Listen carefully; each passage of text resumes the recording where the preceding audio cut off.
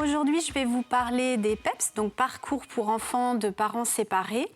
On s'est aperçu qu'il y avait beaucoup de dispositifs qui s'adressaient aux parents dans un contexte de séparation, mais effectivement, pour les enfants, la question se posait. Donc ces parcours s'adressent à des enfants de 7 à 11 ans, dont les parents sont séparés, et ils s'adressent également à leurs parents puisqu'ils sont conviés à la dernière rencontre.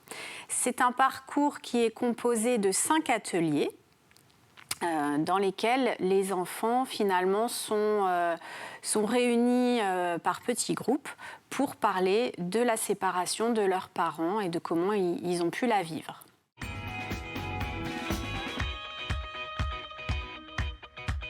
Ce dispositif a des intérêts différents en fonction qu'il s'agisse des enfants ou des parents. Pour les enfants, il s'agit de mettre en mots leur vécu de la séparation, de pouvoir parler des émotions qu'ils ont ressenties, qu'ils ressentent encore, peut-être des inquiétudes qu'ils peuvent avoir également.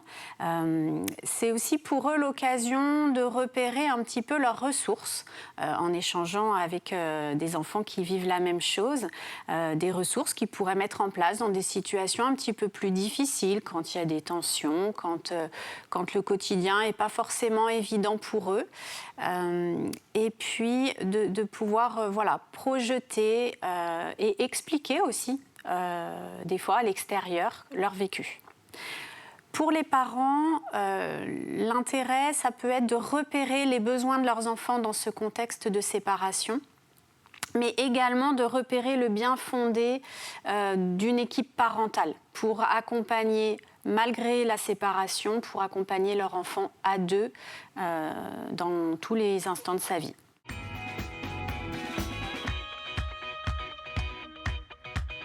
Les inscriptions sont faites par l'un ou par l'autre des parents, mais nécessitent la signature et l'engagement des deux parents, puisque la présence au dernier atelier est obligatoire pour les deux. Ils peuvent également adresser un mail à l'adresse peps, donc peps@udaf85.fr.